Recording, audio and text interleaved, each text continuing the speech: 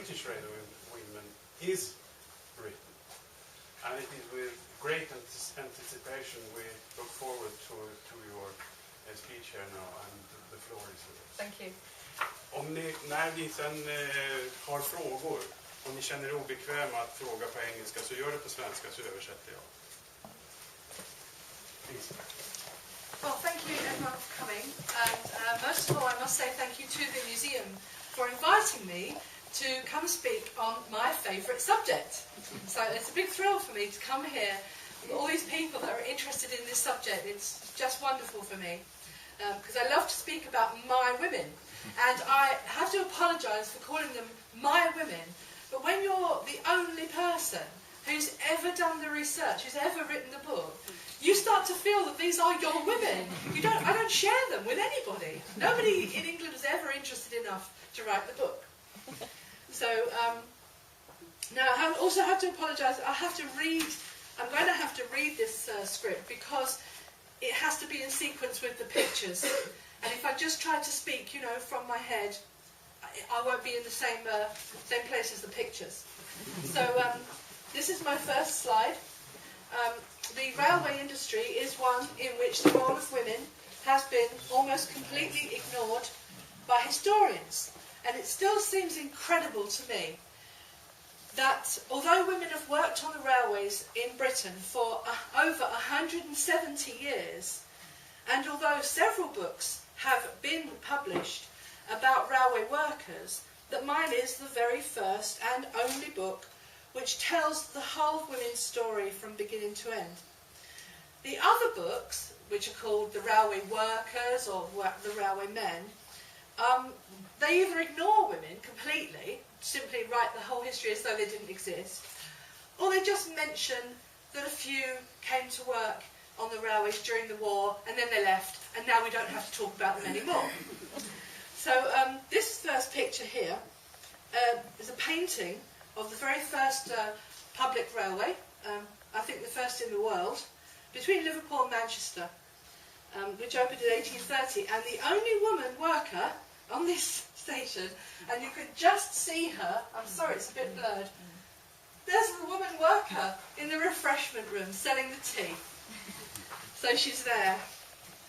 So for the next 100 years, railways in Britain employed people not only in running trains and stations, but also in docks and shipping, the carriage of goods by road, engineering, telegraphs, locomotive and carriage building, track laying, maintaining the track, laundries, hotels, and catering. Lots of catering, of course. Every station had its own cafe, and many of them had hotels as well.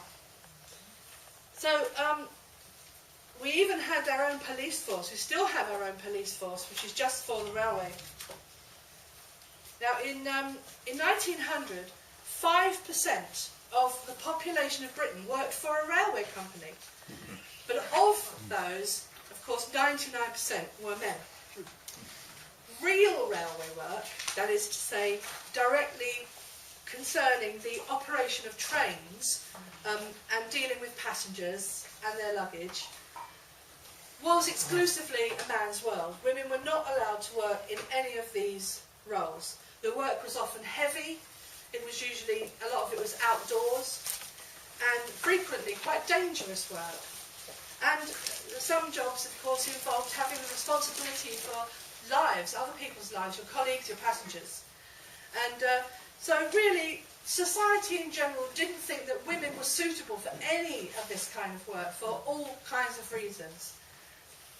And more than that, men really believed that railways belonged to men.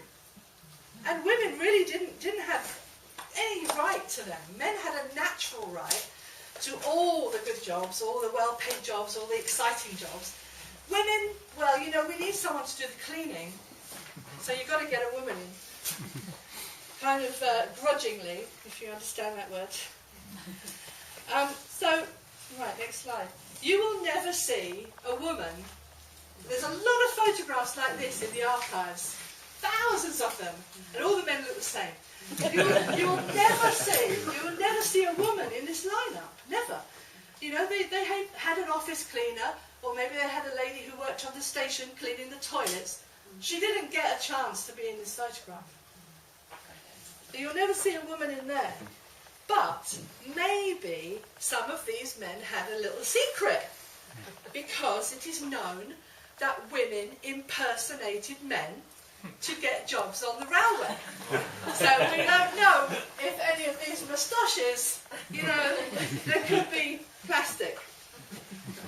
So I know of two of them because of newspaper reports, nothing to do with the railway, but the national papers reported two women who were discovered, and we don't know how they were discovered, but they were discovered.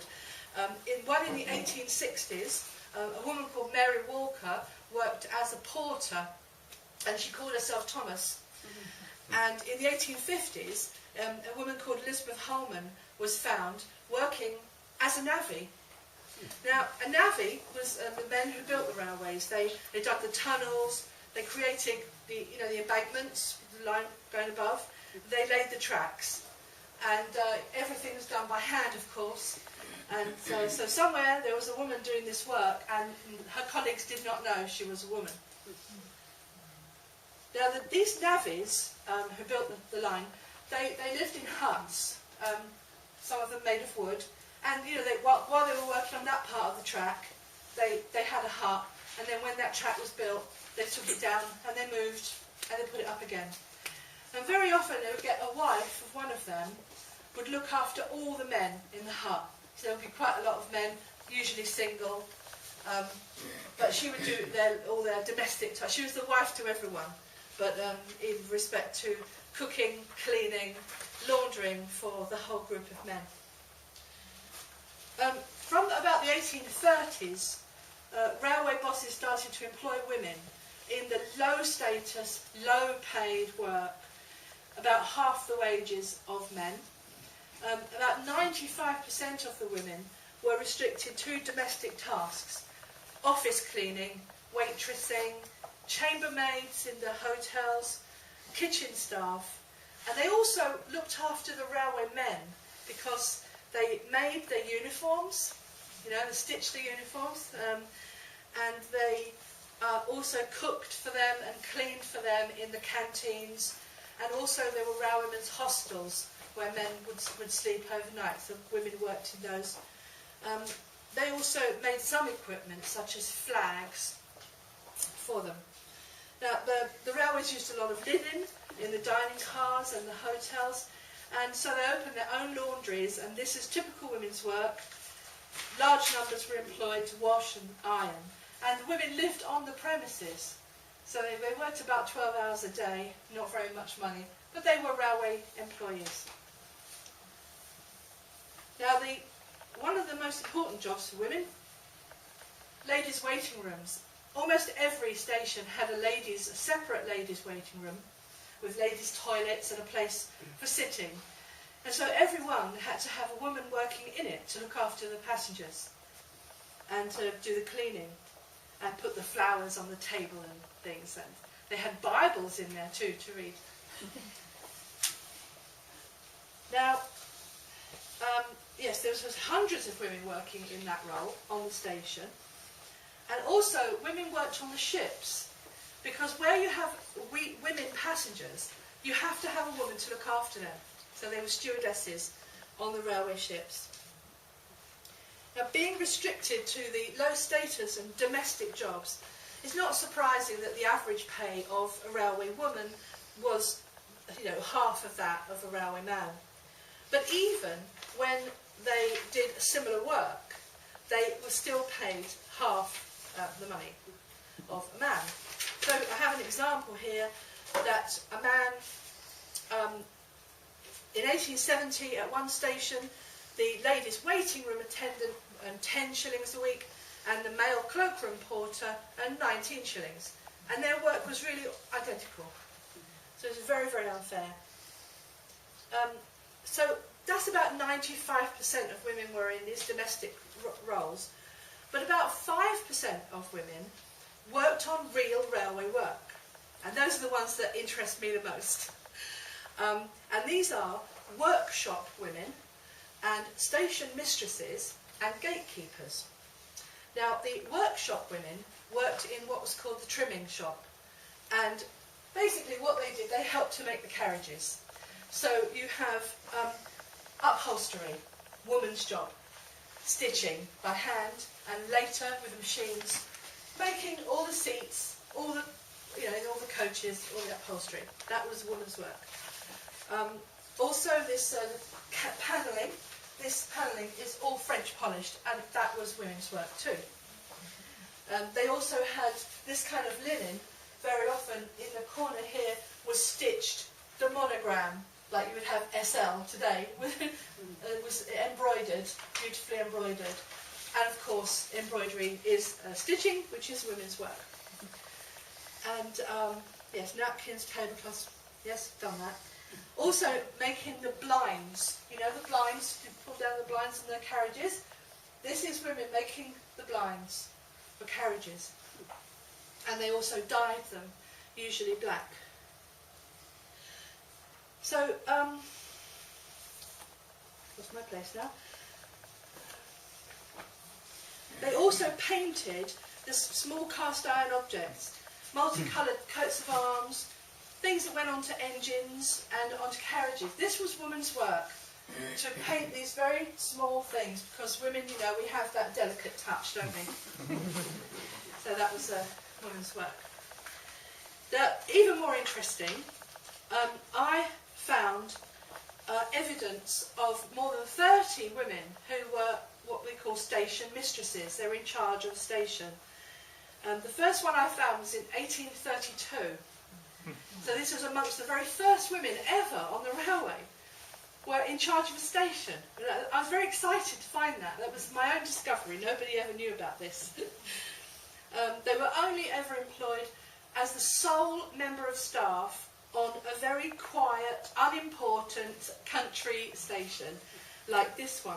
They looked after everything, cleaning, office work, selling the tickets, seeing the trains away, dealing with the parcels, maybe operating the gates if there was a crossing there, lighting lamps, and maybe some simple signalling, maybe just one or two levers of signalling, not a big signal box. And this particular lady, I picked her because I've got her photograph. She was a very well-known character in her local area, and so somebody painted her, and so that's why she's here. She wasn't the first. She didn't start till 1874. This was her little station right by the sea. But she was in charge for a long time, 1874 to 1907. She got the job because she was a station master's wife. She had 6 children with him, and then he was killed at work. But they didn't let her take over his station because that was quite an important station. They let her take over a station down the line, you know, that wasn't very important. And she was there a very, very long time. And when she... sorry, I'll get back to her later, because when she became too old to do the job, her daughter took it over. So later on we'll see her daughter as well. And station mistresses were so rare and unusual that they were featured in the newspapers. And this was a front page feature of a woman station master. There's always a lot of confusion in English as what you should call women when they take over a man's job. You know, because the English equivalent of a master would be mistress, so we say station mistress. But here they couldn't bring themselves to use that word, so it had to be a woman station master. And so we see she's pulling the points and she's flagging the trains, and she's actually winding the signal that goes up. I think you light the lamp, then you wind it and it goes up. I think that's what she done, and obviously putting up some posters. This is on the Isle of Wight. I don't know if you've ever heard of that. It's just a little island just off Britain. Now the other early job for women, from about the 1850s, the wives or widows of railwaymen began to be offered work on the crossings as gatekeepers. They had to open and shut the gates. I mean, it's just the same here in Sweden. I'm sure you've still got them in the country areas. They're on duty very many hours, usually from the first train to the last train, This could be 5 or 6 o'clock in the morning, right the way through to 9, 10 o'clock at night, no break. They always had to be there, couldn't go anywhere for the day. So they were very trapped on their job. And sometimes the railway would let them have 4 hours off in a week to go shopping. So they'd send a man there, and he would just be there for 4 hours, and she had to go shopping, get back, so he could go. But women love this job. They love this job. They never, ever resigned. I've never, ever seen a woman resign from this job. And when the woman got too old to do it, she wouldn't want to let go of it. She would give it to her daughter. If she didn't have a daughter, she'd give it to her son's wife, or to her sister, or to her niece. They didn't ever want this job to go out of the family. And one reason is because they got the cottage. They didn't have to pay any rent on the cottage. So they were paying their way. The woman worked, got the cottage, a couple of shillings, and then she's paying her way in the family. So obviously this job involved having responsibility for the lives of people on the railway and also on the road. So it's very interesting that women were involved in real railway operating work, which could be dangerous, right from the 1850s. And there were several women were killed on these crossings through various accidents, where they were trying to close the gates really quickly. You know, something had happened, something unexpected had happened, or maybe a car was halfway across and stopped, got stuck or something, and the train's coming, and the woman runs out and tries to help, tries to push the car, or tries to close the gate, or tries to show a red flag or a red light to the train, and she gets killed. It's happened quite a lot. But by 1913, there were 437 gatekeepers in Britain. And as I was saying, these jobs were very highly prized, and this lady is handing over to her daughter. So she's got some levers here that can control the gate. So the way the levers worked, you couldn't open the gates until you pulled the levers, and you couldn't pull the levers until the signalman had pulled a lever which released the levers that you do. So it's all safety there. Now for nearly a century, from 1830s to 1915, women didn't really manage to expand the type of railway operating work that they were allowed to do. However, the managers began to replace men with women in the offices. The reason is because women were cheaper. No other reason. But these women were not allowed to work in the public eye, so they didn't work in ticket offices, but they were behind the scenes in the administration offices, working as adding machine operators in the accounts department, and typing, you know, like a big room just full of typists, boring work, really not much responsibility, not very interesting. And telephone operators, of course, and telegraphists. When this new technology came in and they needed new people for this, they could employ a woman just the same, but for half the wages of a man. And so by the 1890s, you had a scene like this. These are telegraphists, telegraph operators. And obviously, the more you needed, the more money you could save by employing women, half the wages. This is obviously that was a drawing, but this one is a photograph about 25 years later.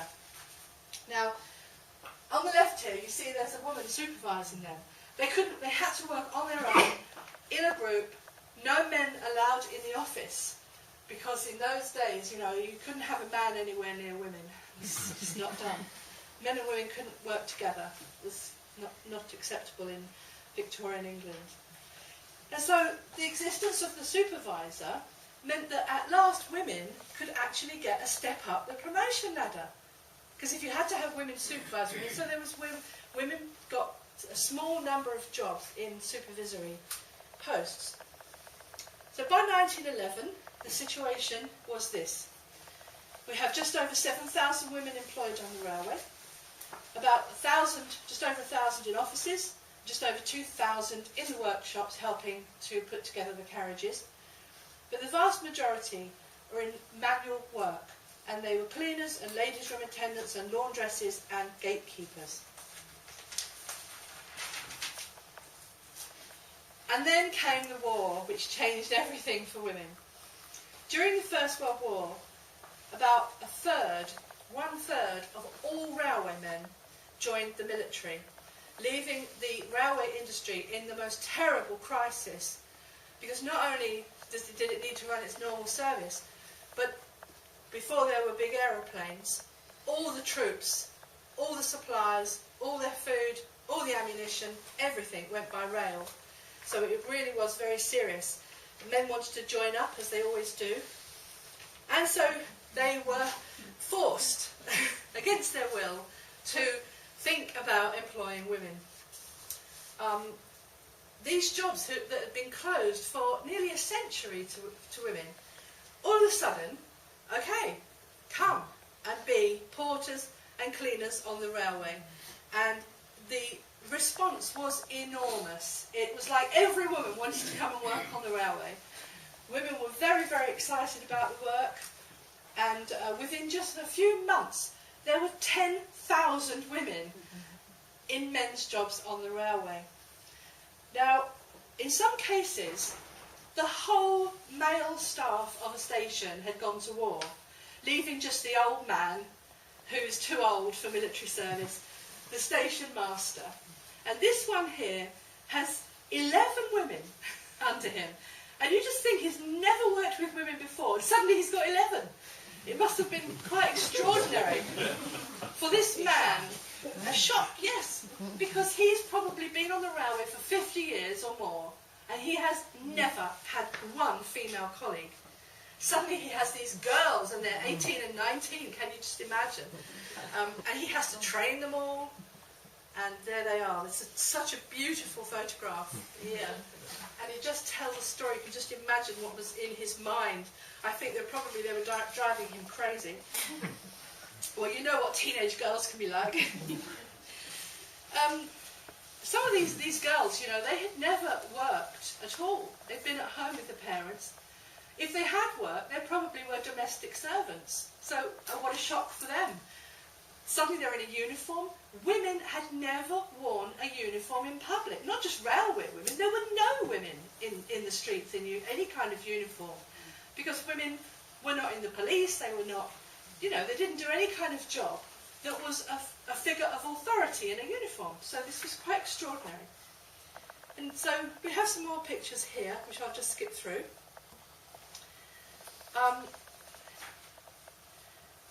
These are ticket collectors in London at Waterloo. And I love this picture. I loved it so much. I put it on the front cover of the book. Just the way the men are looking at her, they really don't know what to make of this. You know, you can just imagine the driver saying to the fireman, "Oh my God, it's a woman! What do I say? What do I do?" So is she a station master or No. her or? No, she's not. She's just a clerk kind of person, and she's got a book, and she's just probably taking down the engine number probably for purposes of how many miles has it run, does it need any repairs, something like that.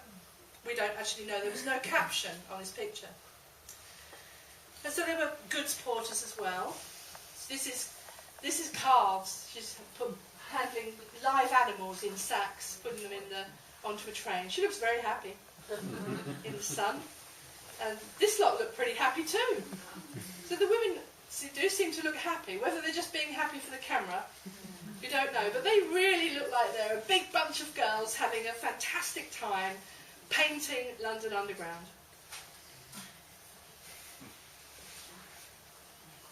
Now I should say that the public some of the public were rather amused when they got to their station and found a woman wants to check their ticket. Some of them were very impressed. They were, you know, making a lot of compliments in the newspapers or letters in the papers. Oh my goodness, you know, this lady would not let anyone get past without a ticket. She was magnificent. Lots of things. I've got lots of press cuttings about how good they were.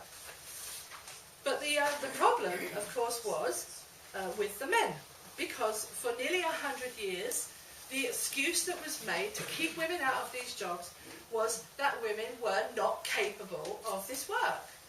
And guess what? Women proved that they were capable of this work. And men said, women shouldn't pull these levers because they're so delicate and weak. You know, a woman would hurt herself doing this kind of work. But women did this work. And she didn't hurt herself. She was loving it. They loved it. These women did not want to leave at the end of the war. They loved this work. But the men became very scared because what happens if women can do all the work of men on half the money? After the war, what's going to happen is they'll keep the women. The railways will keep the women. So the unions were really scared. The men were scared. They went to the unions. Union men were also, of course, working railwaymen. They're all very frightened. They couldn't stop the railways from employing women because it was a war emergency. And so what they did, they thought of a really brilliant idea. They said to the bosses, okay, we will accept women on the railway, but you've got to pay them the same as men. And that way, when the war ended, they wouldn't want to keep the women. Because the men knew the women wouldn't be as good as the men. And if they have to pay a man's wage, they're going to want a man. Perfect. I'm going to talk more about the unions later. So if I understand right, it was the men's union, not the women's union. Yeah, women were not accepted into the union. So they made this agreement. There was nothing from women. Women did not get to speak on this subject. After they made all these agreements, then they allowed women to join the union. That's my union I'm talking about. I was a member of this union for 20 years. I'm very disloyal. So here's another picture, carriage cleaners. This is electric. This is the electric line. The first electric, DC electric that they ran. This was first laid in 1915, this electric railway. This was taken in 1916. And yes, they're sitting on the buffers to clean the train. Here she's got a pot of oil, so she can oil the coupling here, keep it nice and greasy. May I ask you, who's taking these photos? We don't know. No. These photos came from two places. One is the National War Museum, the Imperial War Museum in London, and the others come from the National Railway Museum in York, which is the same as this, but in England. But they're not being taken by Great Western or as propaganda or by as part of the war effort. It's not known. The photographs are simply in the archives. We know women did the work from other sources because I've read all the union minutes from all the union meetings. So we know that it wasn't just posed. Yeah. You know what I mean? They weren't just, these weren't actresses. We know from all the arguments that went on in the union that women definitely did all this work. So here they're setting up brakes in the carriage. They were allowed to work on the track and in the yards for the very first time ever. And also these were, interestingly, the first women in Britain to wear trousers at work. Before that, women had no need to wear trousers because nothing they did, there's no work they did that couldn't be done in a skirt. So here they're tightening up some bolts on a carriage on the Lancashire and Yorkshire. This is very interesting. What she's doing here, this is the lighting in the carriage. It's oil lighting. And the only way to clean the lamps and to refill them is to get on top of the carriages. It's incredibly dangerous. It would never be allowed today, of course. You'd have to have a scaffold or something because of health and safety. But in those days, up they went. This girl is called a glober. That's the name of the job, a glober, because the light is called a globe. So she cleaned the globes. But this was actually a very dangerous job, of course, because you had to climb up and jump from one carriage all the way along, like you see in the old films, the old westerns, cleaning as you go. But what happened here at Manchester was that there was this huge parcel basket suspended from a track running underneath the roof. This was because to keep the concourse clear for passengers, they ran all the parcels up in the air, which is a fantastic idea. unless you have Globers. And what happened 2 weeks before this photograph was taken, a girl was killed. She was just a young girl, about 18 years old, and she was just walking across from one carriage to the other, and the parcel basket came, hit her, knocked her to the ground, and she was killed instantly. Because the boy who's driving this can't see, because the basket is in his sight, in his view, so he couldn't see her. And she couldn't hear it because it's a very noisy station, and she was killed. And I think they probably took this picture for some reason of health and safety, maybe to prove how dangerous the work is. Maybe it was taken by the union or something. Now, this is a job that caused a lot of trouble. When women started working as engine cleaners, that's when the row women started saying, things have gone too far. That's it. Women are touching our engines, and we are not standing for it. They have the carriages, that's okay, you know. But engines are men. They are for men, they are men's things. So, another picture of some engine cleaners. Now, the union that covered engine cleaners was ASLEF, still exists, and they absolutely refused to engage these women. And even though, you can see from this picture, literally thousands of women were cleaning engines. And it doesn't matter how many women did this work, and they did it, in those days it was a standard 10-hour day, 6 days a week. 60 hours was the normal working week. And women did this work for years. You could do 60 hours a week for 4 years as an engine cleaner. But the union would not let women join, and the reason was because this work is not suitable for women. Couldn't they start their own union? Maybe, but they didn't. So, by 1918, there were about 30,000 women now doing men's jobs on the railway, and the bosses saw that these women were very competent, very good as ticket collectors, cleaners, every job they were given, they were really good at it. And they said, right, now it's time we can promote them. We can actually give them more responsibility for people's lives. And one of the jobs that they started with was this job. I love this picture. These are the gates. This is the London Underground. And this is a train, and her job was, every time the train stopped at a station, she had to open the gates.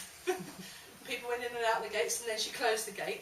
She would give the signal to the guard, and then the guard would start the train. So there was one woman on every carriage, so there'd be about 6 women, and then one guard, but the guard was a man, and he had responsibility to actually tell the driver to move. And then they made women guards. So these are the first conductor guards in Britain, possibly in the world, I don't know, although I have seen a photograph of some in Prussia in 1917, so we don't know which ones came first. But these are my predecessors, because I was a conductor guard, so these women have a big place in my heart, as they were my great-great-grandmothers in the job. And this is another picture of them. A big group in Neasden in London. And of course you can tell they're guards because they've got the lamp and the flag, and no other railway workers needed to carry those things. And we have the most wonderful thing, because we have a piece of film. A piece of film of these exact women. I need to look at this.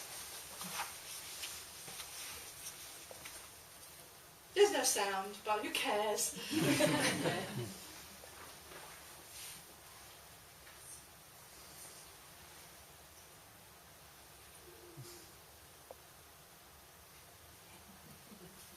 So women only did this job on the Metropolitan line of the London Underground.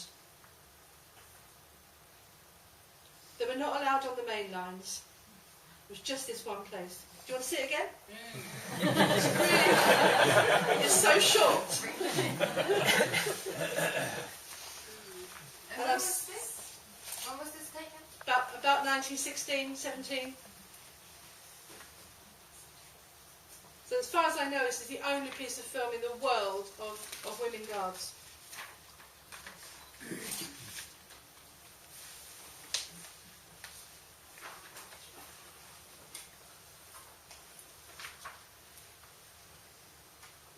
Now, when the bosses began to train women to operate signals, that was when the trouble really started badly with the men. Because this is highly skilled work. It takes months of training. And the men really became scared now because they're thinking, well, you know, if the bosses are going to train the women, what's going to happen after the war? You know, all those trained women, they're not going to want to just throw them away. So they were really scared and they were really angry. And the only thing they could do was to attack women personally, verbally, in the union newspapers, in the national newspapers. There was one quote I had where a man said that members of the weaker sex should not be employed in signalling because they lacked the clear-sightedness and level-headedness that nature, Mother Nature of course, gave only to men. We don't have any. Woman is neither physically or mentally capable of accepting responsibility. So there's one of them, being irresponsible, flagging the engine, coming to the yard. And here's another one, pulling the lever. And of course we have the same old thing about the levers and how women, you know, inside, women are so delicate that when they pull these levers, well, she could forget ever being a mother, for a start, because all of her insides would just be ruined by pulling the levers. I mean, it's okay for women to carry shopping, of course, or scrub the floor, but pulling a lever is finished. So the men then threatened to strike unless women were removed from this work. And you know, the bosses were really frightened because this was not an empty threat. There had been a national rail strike in 1911, and this was only a few years later. That was the first national rail strike, and they thought, well, this can't happen in wartime. You can't have a strike. So it was very, very frightening for everybody. But the bosses carried on. They kept the women that were trained, but they didn't try to spread it too much across Britain, because they were really frightened. If it went up north, where men were really militant, you know, we don't know what might have happened. Now, I'm just going to take a very 5-minute break so everyone can get a drink, because I'm aware we haven't got an actual tea break, but this is a good place to stop. After the war, you know, there's the war, so if you'd like to come get a drink or something, I